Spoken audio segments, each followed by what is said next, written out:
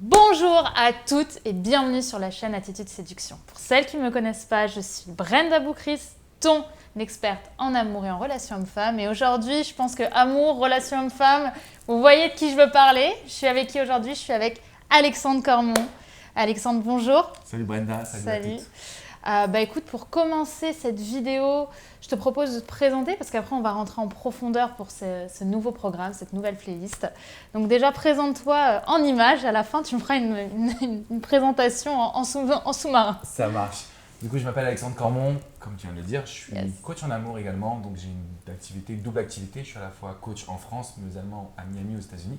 Donc j'ai commencé en 2007. Je donne des conseils aux personnes qui veulent trouver l'amour, sauver leur couple, retrouver la personne qu'ils aiment après une séparation sentimentale. Et voilà, la chance d'avoir 2 cabinets de coaching, de développer vraiment aujourd'hui des philosophies autour de la confiance en soi et du développement personnel aussi. Un beau bébé qui a été créé. Effectivement, beaucoup de boulot. Pour la petite histoire, Alex m'avait contacté alors que j'avais même pas créé la société Attitude Séduction il y a très longtemps pour me parler de ce que je faisais comme vidéo, etc. Et ça a été un des premiers à croire en moi, faut dire ce qui est, quand j'étais assez jeune. Et j'ai eu le faim parce que du coup, aujourd'hui, elle cartonne. Ouais, c'est vrai, ça marche bien et tant mieux. Et aujourd'hui, je vous annonce une playlist qui s'appelle Humain d'exception. Et j'avais vraiment envie de demander à Alex de faire partie de cette nouvelle playlist parce qu'on va aller au-delà du concept basique de la vidéo, d'interview, comme si j'allais te demander c'est quoi les grands secrets que les hommes aiment, parce que c'est un petit peu du pilote, c'est des choses qu'on connaît, on va dire en général. Moi, dans ces vidéos, j'ai envie d'aller plus loin. J'ai envie de demander à des personnes qui sont un petit peu reconnues sur YouTube, à la télé, sur les réseaux, etc., de parler finalement d'elles et des personnes qu'elles sont. Du coup, Alex, je vais commencer par une question bien qui nous fait bien rentrer dans le plat. Dis-moi. T'étais quel genre de petit garçon quand t'étais petit? Alors, vous allez dire que je mens, mais j'étais hyper sage. J'étais hyper zen. Je pense que j'étais vraiment le petit garçon le plus parfait jusqu'à 5, 6, 7 ans. Mais non, franchement, je pense que j'étais très calme, très cool. Même en tant que bébé, on m'a souvent dit que j'avais une énergie qui était très terre à terre en fait. Donc, j'ai pas fait trop de bêtises. J'avais quand même la crainte de mes parents. Moi, je blaguais pas avec mes parents pour le coup. Tu vois, j'avais vraiment peur d'eux. Donc, j'étais un petit enfant un peu modèle entre guillemets. Et pourquoi tu avais peur de tes parents? Je sais pas, parce que j'ai eu 2 parents qui étaient formidables. Tu vois, je me rends compte vraiment au quotidien aujourd'hui. J'ai eu 2 parents qui m'ont aimé. Mais c'est vrai que ma mère, elle était assez stricte quand même. Tu vois, elle serrait la vis. Donc, d'une certaine manière, j'avais pas envie de faire de bêtises, j'avais pas envie d'avoir de problèmes. Moi, j'étais tranquille dans mon coin. Ouais, t'aimais bien être, on va dire, finalement le petit garçon qui plaît à tout le monde. Exactement. Ouais. Exactement. Okay. Le petit garçon idéal, entre guillemets. Ouais. Et tu m'as dit jusqu'à 6-7 ans. Oui, parce qu'après, il y a eu un... Après, je sais pas ce qui s'est passé. T'as découvert les filles. Pas encore. On a libéré la bête. Non, après, en fait, ce qui s'est passé, j'ai découvert le basketball. Tu vois, avant de découvrir les filles, c'est vrai. Je faisais beaucoup de basketball. Du coup, ma mère s'arrachait un peu plus les cheveux parce que j'étais tout le temps dehors, tout le temps en train de jouer au basket et je parlais que de basket. Donc, et puis, je pense, à un moment donné, j'étais un peu moins câlin, tu vois, j'étais un peu plus indépendant. Donc, je sais qu'on m'a dit qu'à l'âge de 6-7 ans, j'ai commencé à devenir un petit diable. Mais franchement, j'ai jamais fait de grosses conneries, j'ai jamais abusé, tu vois. Je tirais pas sur la corde. T'as pas volé de moto, Non, c'est pas mon genre. Et justement, je voulais aussi qu'on parle forcément du basket, parce que je sais que c'est une grande partie de ta vie. Est-ce que tu penses que le basket a été un premier pas vers finalement la société, la marque Alexandre Cormon que tu as créée aujourd'hui? Alors en fait, je sais pas si on pourrait dire ça. Moi, je le vois comme le basket, ça a été mon éducation. C'est-à-dire que je ne me rendais pas compte à l'époque, aujourd'hui je le vois beaucoup plus, le fait d'avoir eu un préparateur mental à l'âge de 10-11 ans, déjà ça conditionne ton cerveau. Ensuite, l'esprit d'équipe, c'est vraiment, parce que quand tu joues au niveau national et un petit peu international comme j'ai pu le faire, tu as cette notion que l'équipe c'est sacré en fait. Et aujourd'hui, mon équipe, les personnes qui m'accompagnent dans mon projet d'entrepreneur, c'est vraiment sacré pour moi en fait. Et donc du coup, c'est vraiment l'éducation du sport. Alors je ne crache pas sur l'école, mais je pense sincèrement que c'est cette double éducation, cette éducation alternative que j'ai pu me créer, qui m'a construit et qui fait que je suis la personne que je suis aujourd'hui. Ouais. C'est ça, c'est vrai qu'il y a énormément de sportifs de haut niveau ou même de personnes reconnues aujourd'hui de haut niveau dans leur profession qui expliquent combien le sport a créé une éducation à côté. Est-ce que tu penses que justement le dépassement de soi, la confiance en soi, c'est des choses finalement qu'on n'apprend pas à l'école? C'est ce que je dis souvent, c'est un petit peu, moi à mes yeux, c'est un peu triste parce qu'on a beaucoup de cours de maths sur les triangles isocèles qui vont beaucoup nous servir, mais on n'a pas vraiment de cours sur la confiance en soi, l'estime de soi, l'amour des autres, les relations sociales en général. Et est-ce que tu penses que justement c'est bien de faire du sport ou d'envoyer nos enfants ou nos futurs enfants dans des clubs ou dans des petits rythmes sportifs? Franchement, oui. Pour moi, je le dis honnêtement, c'est le sport qui m'a construit. Alors, encore une fois, à l'école, je le mets de côté, mais je trouve que ça manque quand même à son rôle premier, qui est de nous éduquer la confiance en soi, l'amour de soi, chose qu'on ne reçoit pas. Donc, le sport, moi, c'est ce qui m'a clairement aidé. Et je pense, alors après, il ne faut pas forcer les enfants à le faire, mais que ceux qui ont envie, il faut les pousser. Parce que même s'ils ne deviennent pas professionnels, ben, d'une certaine manière, il y a quand même quelque chose à retrouver de cette éducation. Il y a une dépense, ouais. Et je trouve aussi que lorsqu'on fait du sport, même plus âgé, on retrouve un peu son enfant intérieur. Ah, c'est super Ce important. ce que je dis souvent, c'est qu'au final, la période où on a généralement le plus confiance en soi, c'est avant ses 7 ans, parce qu'on n'a aucune règle sociale. Quand on a envie de faire quelque chose, on fait quelque chose.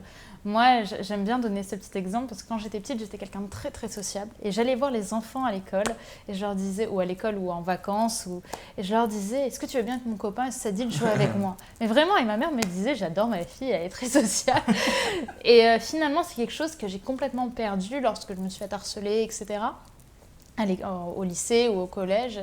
Et j'ai perdu finalement ce réflexe d'aller vers les gens et de créer des relations.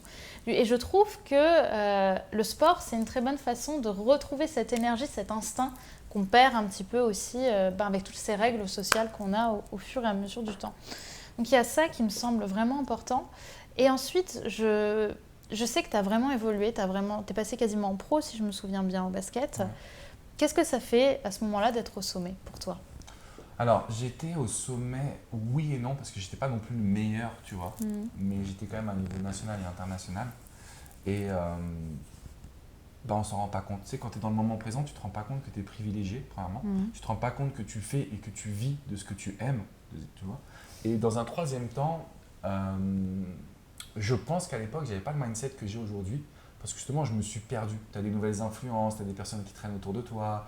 Tu vois, tu arrives aussi à un âge où du coup, tu es un peu plus considéré de par les femmes, de par les gens autour de toi. Et ça crée un environnement qui est un petit peu nocif. Et c'est pour ça que moi, aujourd'hui, j'excuse vraiment les sportifs parce qu'on dit qu'ils n'ont pas d'éducation, mais c'est très difficile de gérer en fait cette pression autour de créer des valeurs, etc. C'est trop difficile de créer tout ça et de gérer tout ça. Je sais que, bon, moi, j'ai pas eu de niveau aussi important, mais j'ai fait des choses à mon âge, on va dire, qui sont assez étonnantes. Et je sais que j'aurais vraiment pu péter les plombs, entre guillemets, même si je suis vraiment pas Madonna, hein, mais j'ai eu la chance de faire un métier qui me passionne quand même assez rapidement, de persévérer. Et je dirais que la chose qui m'a vraiment permise de garder un point d'ancrage, c'est la famille. Je ne sais pas si c'est ton cas à toi. Moi, dans ma famille, on m'a toujours dit fais attention à ce que tu gagnes aussi. Ne dépense pas tout. Parce que moi, j'ai des parents qui, à la base, sont pas cadres. Voilà, ils ont appris par la force des choses un travail pour me donner l'éducation que j'ai, pour me payer l'école que j'ai eue aussi. Et de ce fait, mon père m'a toujours, et ma mère, mais mon père surtout, m'a dit fais attention à la façon dont tu gères ton argent, fais attention aux gens que tu fréquentes et n'oublie jamais, jamais, jamais qui tu es. Et c'est quelque chose qui m'a beaucoup marqué. Je ne sais pas toi si ça a été ton cas. Alors moi, ça a été mon cas avec des mots différents, mais oui, la famille, ça a été un socle, un pilier. Et puis même quand tu vois tes parents qui viennent plutôt d'un milieu modeste et qui font tout pour que toi tu sois heureux, indirectement derrière tu as envie de aussi leur redonner l'appareil. Mais comme tu dis, je pense que la frontière elle est très mince entre le fait de garder la tête sur les épaules, de grandir étape par étape et de, on va dire, s'enflammer. Et là il peut y avoir des grandes désillusions. Donc ça je l'ai vu, tu vois, dans le milieu du sport, je l'ai vu dans le milieu de l'entrepreneuriat.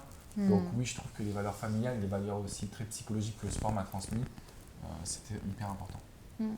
Et après, si je me souviens bien, tu t'es blessé et c'est ce qui a fait que tu n'as pas pu continuer ta carrière. Si je me je me suis blessé au genou et bon, déjà ça te met un bon coup d'arrêt parce que tu n'as plus les mêmes capacités et tu te remets en question.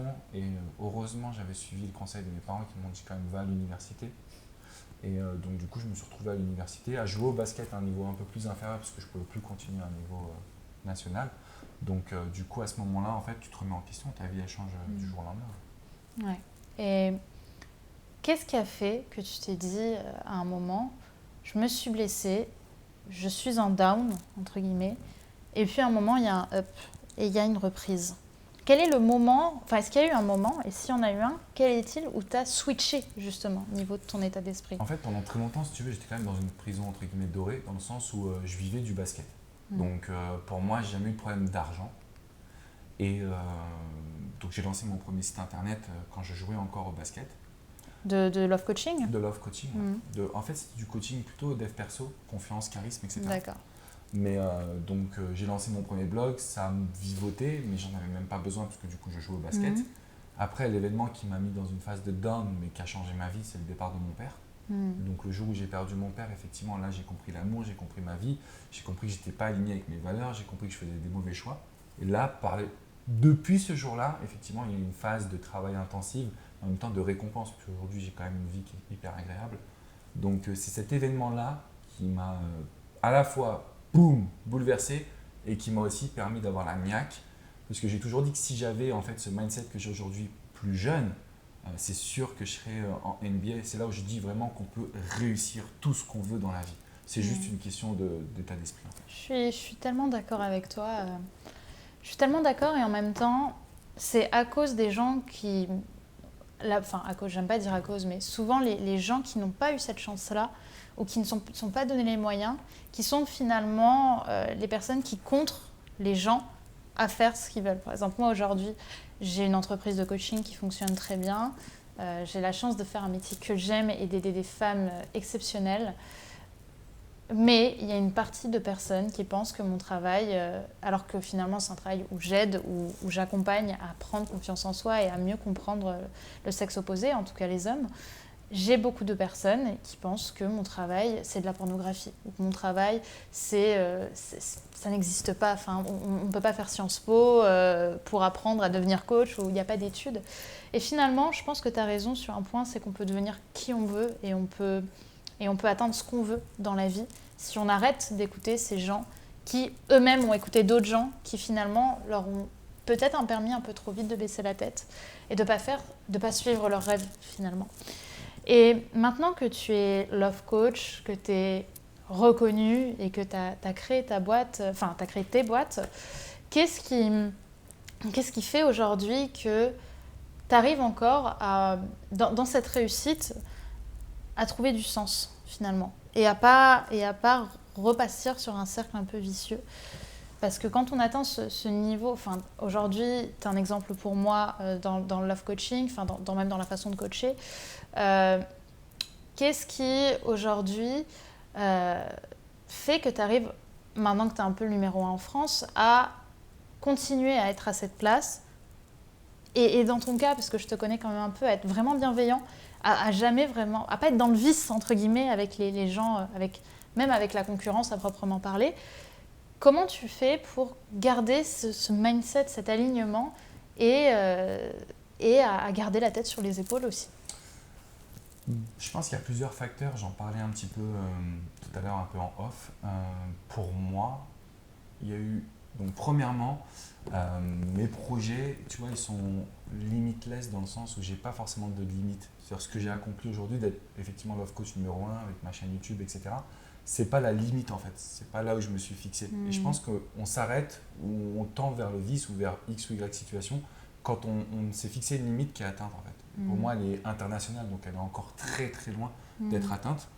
Le deuxième point, c'est la notion de vouloir accompagner des personnes. Et ça, c'est difficile parce que parfois, on rentre dans une routine.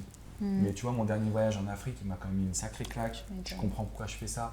De la même manière, j'ai gardé le même cercle familial et social, comme tu en parlais par rapport à ta famille. Moi, j'ai les mêmes potes, j'ai pas changé de potes. J'ai mon niveau de vie qui a évolué, mais je reste avec mes principes de valeurs. Je reviens d'un milieu modeste, donc je garde encore cet ancrage en moi qui me permet de finalement, je pense, ne pas tendre vers quelque chose qui ne me ressemble pas, quoi, tout simplement. Maintenant, pour te répondre, je dirais que ma grande force, elle est de rester authentique. Ma grande force, elle est d'être qui je suis. Ouais. Et du coup, si je change ça, je pense que je vais tout perdre. Mais en même temps, j'ai pas envie de le changer, quoi. Non, bah non. Je pense que c'est ce qui fait. Je pense que c'est vraiment ce qui fait aussi ta signature et ce qui fait aussi que les gens aiment être avec toi ou aiment te suivre, on va dire, dans ton mindset, dans ta démarche. c'est que je vous le dis, c'est vraiment quelqu'un de profondément authentique et bienveillant, Merci. en tout cas de ce que j'en connais, mais je pense que c'est On se connaît vraiment pas mal, quand même. le vrai, voilà, le vrai de vrai. C'est quelque chose pour lequel j'angoissais un petit peu avant de te connaître à l'époque, parce que je me disais, moi je débute, lui il est déjà un peu plus loin, qu'est-ce qu'il veut que je lui apprenne ou qu'est-ce qu'il veut que je fasse avec lui et au final, c'était une rencontre merveilleuse, vraiment, d'avoir quelqu'un qui est aussi avancé et qui est aussi accessible dans ton savoir-faire, dans ce que tu donnes, et ça, je trouve ça génial. Est-ce que, Alex, tu aurais un conseil à donner à quelqu'un qui serait le petit Alex qui rentre au basket et qui va commencer un petit peu sa vie pro, qui ne sait pas trop ce qu'il veut faire dans la vie, qui est un peu flou. Qu'est-ce que tu dirais à ces gens qui pourraient être finalement l'ancien toi? En fait, c'est une bonne question. Il y a plein de Ça choses que pique, j'aimerais leur dire. Franchement, c'est vrai. Elle m'avait dit l'interview elle est spéciale, tu verras. Ouais, etc. je voulais pas faire 3 conseils. Bon. On parle pas d'amour là, effectivement. Ouais. Le premier conseil, ça va être de s'écouter. Comme tu l'as dit, moi, quand j'ai voulu me lancer, effectivement, à part mon père, tout le monde était contre ce projet-là. Sur Donc Alexandre ma Cormon. mère, ma mère, elle m'a dit, mais t'es malade, fais un travail comme ton frère. Mes potes m'ont ri au nez. Il n'y a que mon père qui m'a dit, vas-y, mais fais-le bien. Ça sous-entendait, vas-y à fond. Donc je dirais, écoute-toi, vas-y à fond. Et il y a un prix à payer. Pour moi, il y a un prix à payer. C'est-à-dire, il faut faire des efforts, faire des sacrifices, il faut se couper du regard des autres. C'est vrai. Mais quand on le fait et qu'on est aligné avec sa mission de vie, bah en fait, on peut créer des choses qui vont changer le monde d'une certaine manière. C'est-à-dire que moi, quand je regarde qu'aujourd'hui, j'ai impacté plus de 200 millions de personnes, 200 millions de vues sur ma chaîne C'est YouTube, incroyable. mes chaînes YouTube, Ouais. ça veut dire qu'il y a plus, allez, on va dire 150 millions de personnes ou 100 millions de personnes qui bénéficient de mes conseils. Et bien évidemment, on est critiqué, on le sera toujours. Mais moi, j'essaie de me concentrer à fond sur le positif. Donc je dirais, écoute-toi, vas-y à fond. Il y a un prix à payer, ça va être dur. Mais derrière, c'est ça la vie en fait. On n'a qu'une vie, c'est pour la vivre à fond, en fonction de nos propres envies et pas de ce que la société veut prendre. C'est ça. Bah écoute, merci pour cette interview en tout secret. Ouais. Oui, voilà, pour résumer, pour reprendre et terminer ce que tu dirais, je dirais que oui, moi, en fait, je pense que ma force, moi, quand je me suis lancée, c'est que je voulais pas en vivre. Du coup, j'y suis allée force tranquille, sans me mettre de pression. Et je pense que c'est aussi important d'avoir envie d'avoir un résultat, mais de ne pas être obnubilé par la vitesse, la rapidité de l'obtention de ce résultat.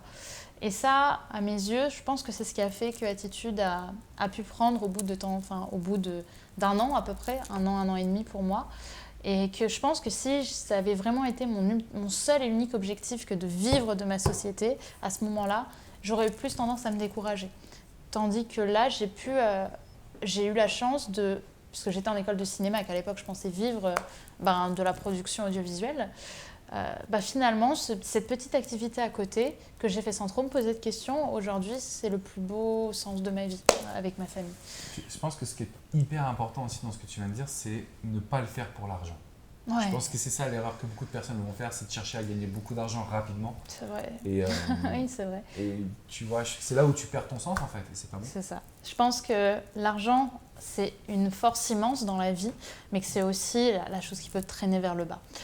Et l'argent, pour moi, c'est en fait ce que je me suis dit qui m'a un petit peu aidée à ne pas faire de dépenses. Parce que moi, à la base, je suis quand même une bonne dépensière, il faut dire ce qui est. Mais ce qui m'a permis de vraiment, au-delà de ma famille, c'est de me dire l'argent, il va, il vient, c'est quelque chose qui varie, qui fluctue. Mais il faut toujours garder en tête que c'est rien, en fait. C'est-à-dire que c'est rien et c'est tout en même temps. Ça reste un bout de papier, exactement. Donc merci Alex de m'avoir accordé cette interview.